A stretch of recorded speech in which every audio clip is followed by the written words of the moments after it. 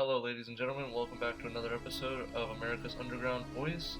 Today, we're going to be talking about the Iran nuclear deal and why it is such a failure. Alright, so let's start out with a little background on this Iran nuclear deal. The Iran nuclear deal was signed September 10th, 2015, in an effort to scale back some of Iran's centrifuges and nuclear systems in return for sanctions lifted off them by the UN Council in the United States and basically the world.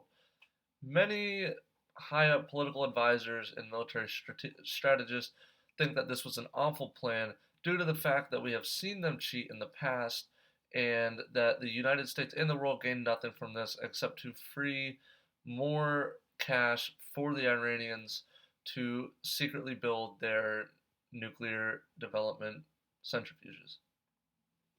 Now on the screen I'm going to show you pages 11 to 14 of the Iran nuclear deal just to give you a glimpse of how many sanctions there actually were, and I'll give you a chance to read them and study them and let you decide whether you think that lifting these sanctions up was a good idea.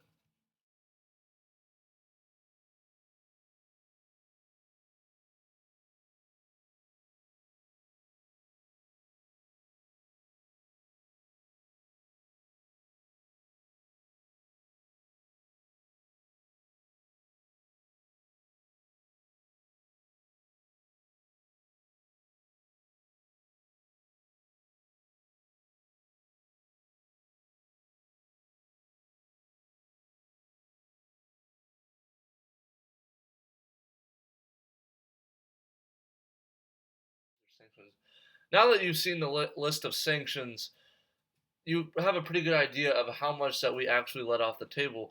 And the funny thing is that the Obama administration thinks that this was a good deal. Now we've seen Syria and Iran cheat these type of sanctions before. In August 21st, 2013, what happened in Ghouta, the Ghouta chemical attack, Assad and Syrian used sarin nerve gas and killed almost over 1,000 people. But Assad claims he never had any chemical weapons.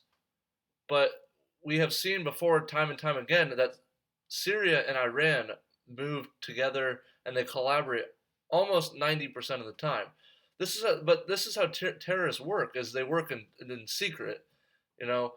And all of the sanctions that are now lifted off Iran, that gave them $150 billion of money from unfrozen assets.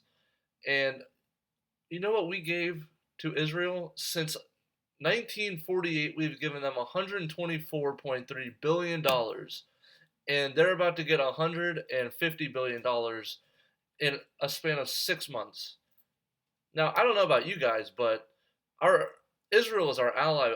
I think that there should be a disproportion between the two, especially since Syria is mostly a terrorist region and Israel is our ally. So that's it, guys. That's my thought on it. I'd like to see it renegotiated with the next presidential candidate. I'm not sure, what was going on, what was going through these people's minds when they negotiated. We have a great Secretary of State, John Kerry, and Joe Biden. I mean, they're just phenomenal, guys. They're phenomenal. So now I have these two quotes from Obama and Chuck Schumer, and I really think I have the Obama administration pegged on their motives. I really think at this point in his presidency that he only cares about his legacy in what people think as soon as they move on from this Obama catastrophe. And Chuck Schumer says, regardless of how one feels about the agreement, fair minded Americans should acknowledge the president's strong achievements in combating and containing Iran. First of all, I don't think Iran is contained. The president's strong achievements, what has he achieved in the Middle East? He has achieved nothing. He pulled us out of Iran, he pulled us out of Syria, and look where we are now. We're back with ISIS. This is I don't understand what achievements where he's coming from. And then the president says the vote is a victory for diplomacy, for American national security, and for the safety and security of the world. American national security. Now, we just gave them $150 billion in unfrozen assets, and they're going to rebuild their nuclear arsenal. And not to mention, I kind of didn't mention this before, but Iran is going to have a 28-day time period where the UN, if they want to inspect a what is it, an centrifuge, I guess, if they want to inspect that, they have to put in a request with the Iranian government, and they have 28 days. So, what do you think? Common sense tells you, oh, we're just going to move the centrifuges. It's so flawed. It's so flawed. So, that's it.